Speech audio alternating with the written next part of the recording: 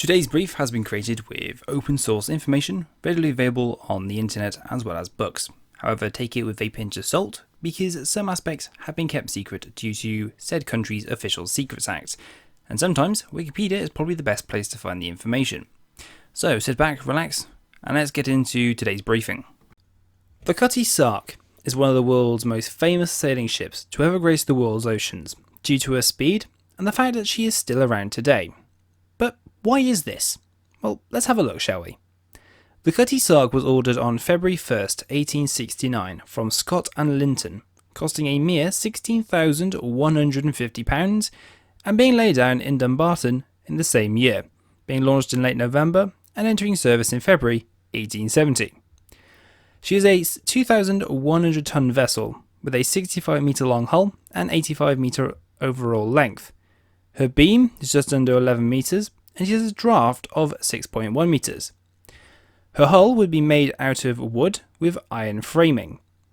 The hull would be designed to have great lines to make her fast through the water, giving her a speed of about 17.5 knots. She would be fitted as a fully rigged vessel, utilising the wind as her propulsion. She would operate as a tea clipper, transporting tea from China to the United Kingdom, although the route would be via Cape of Good Hope and the Horn of Africa, not the Suez Canal, which had just opened. Right from the start of her career, she was in major competition with coal-fired steamers, which would carry more cargo and were somewhat quicker due to the shortcut in terms of the Suez Canal. So, inadvertently, the Cutty Sark would participate in the Great Tea Race due to premiums being paid for the first ship back to London. She would conduct 8 tea runs overall. In her first 4 trips, she sailed from Shanghai to London, and on the last 4 trips, she would run from Wusong to London. Overall, she made 1 trip every year, averaging about 114 days per year, and finishing these runs in 1877. In this role in 1872, whilst travelling from Shanghai bound for London, herself and the tea clipper Thermopylae would both leave Shanghai on the same day, the day of the 18th of June. Both ships were very similar to each other in all aspects. However, the Cutty Sark was faster in strong winds, but the Thermopylae was faster in lesser winds. The Cutty Sark would develop a 400 nautical mile lead over the Thermopylae. However, she would lose her rudder in the Sunda Straits due to a heavy gale. After a suggestion to the ship's master to put her alongside in Cape Town for repairs was dismissed, a true show seamanship was made when the ship's carpenter, Henry Henderson, was able to bring together spare timbers and iron, taking 6 days to create a spare rudder. But it wasn't easy. The build was made in heavy seas and gales, causing the ship to heave about in the swells. She would end up arriving home on October 18th, losing the race to the Thermopylae only by a week. Upon arrival, the crew would be commended and the carpenter would be awarded 50 quid for his efforts. And that was the last trip that Captain Moody would be in charge of the Cutty Sark.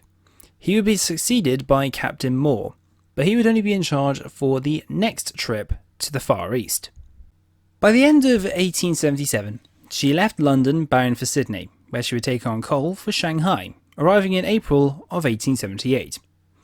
However, there wasn't any tea to be found, and the ship remained in Shanghai until at least October, when her current master, Captain Tiptaf, had died after 6 voyages on board under his belt.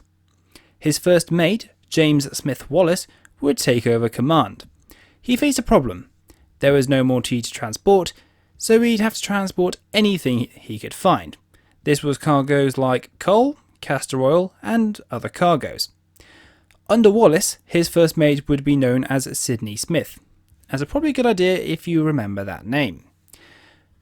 Smith had a reputation as a bully, and unfortunately his path crossed with the seaman called John Francis. He was underqualified for his job and didn't respect Smith's position. A fight would ensue between the two, and Francis would die 3 days later from his wounds.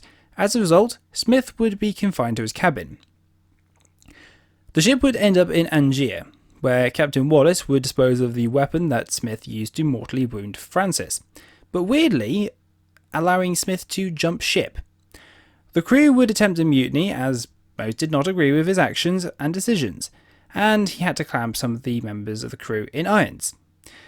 Captain Wallace would end up jumping off the aft end of the ship and end up drowning because he believed he had brought dishonour to his family. Her new skipper would be William Henry Bruce, but he would be proving to be a drunken, incompetent master. He would sail the ship with insufficient provisions and try to claim money for more crew than he actually had. The result ended up with the crew starving, and after an inquiry, the skipper and his first mate would be suspended. Captain Moore would now take over as the ship's master. By the end of 1883, she would now change roles to transporting wool from Newcastle and Sydney in New South Wales to London and other ports in Northern Europe. In this role, she would conduct 12 runs, where the role would end in 1895 after breaking a couple of speed records. She would end up being sold to a Portuguese company after she was not really that profitable due to the increase in steamships transporting wool. She would have her name changed to Ferrier, trading cargo between Portugal, Rio de Janeiro, New Orleans, Mozambique, Angola, and Britain, until May 1916, where she would be demasted off the Cape of Good Hope due to the rolling of the ship. As a result, she was towed to Table Bay off Cape Town. Now, due to wartime requirements, it would be harder to have her remasted, but after 18 months, she would be re-rigged as a schooner. By 1922, she would be the last clipper anywhere in the world, and she continued her trade routes until getting stranded in Falmouth due to a storm. There she would be seen by one retired merchant captain, Wilfred Dowman, who was operating a training ship in the area at the time. Once the storm was over, she would sail for Lisbon, where she would be sold and renamed. Remember I said about Captain Wilfred Dowman? Well, himself, his wife and the artist Catherine Dowman raised money to buy the ship and return it to Falmouth.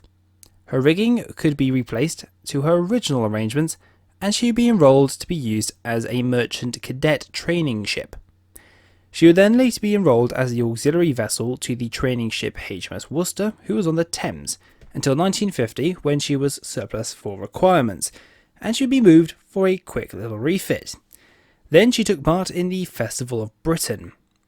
She moved back to the Thames, where she was involved in a collision with an 800-ton tanker, who pushed the ship into the Worcester and damaged both vessels. She would be moved to Shadwell Basin for repairs. Upon completion, she was put back into the water until 1953, when the Cutty Sark Preservation Society was given the ship, and the ship moved the next year to a custom-built dry dock in Greenwich. Her masts, rigging and ballast would be removed before being moved into the dry dock. She would be placed into position and the dry dock entrance would be rebuilt and sealed off from the river. Once in, the ballast and masts as well as the rigging would be re-rigged and the ship would become a museum ship, becoming one of London's most popular tourist attractions, and she even has her own tube station to get to her. Over a period as a museum ship, she has had a couple of restoration periods, but in May 2007 she had most of her rigging removed for restoration when a fire took hold from what was believed to be a Henry Hoover catching fire, and it broke out overnight. After several hours of fighting the fire, the London Fire Brigade brought the fire under control. The damage was bad, but she was salvageable. Luckily, a sizable payment from the Heritage Lottery Fund would be awarded to the Cutty Sark Trust for about £10 million towards restoration and fixing the ship. Overall, from donations and the Lottery Fund, £46 million was raised for a complete restoration. After 5 years, the ship would be raised, have a new glass exterior, and reopened to the public in 2012. The ship is currently closed at the moment due to COVID-19. However, when the ship reopens, I hope to visit the ship and record a walkthrough through the vessel. So that's it, guys. Thank you very much for watching. Hope you learned something new. Don't forget to like the video before you leave a comment, and give a suggestion of what you think I should do next, as well as if you have a question you want me to answer, please put it in the comment section on the pinned post. Apart from that, if you haven't subscribed to the channel, I recommend doing so because I have some very interesting content coming out very soon. If you want to support the channel, there is a Patreon page, but that's entirely up to you. If you do so, there is some interesting perks to actually being a Patreon to the page. Apart from that, all you need to do is say thank you very much, have a nice day, and here's a sneak peek at next week's video.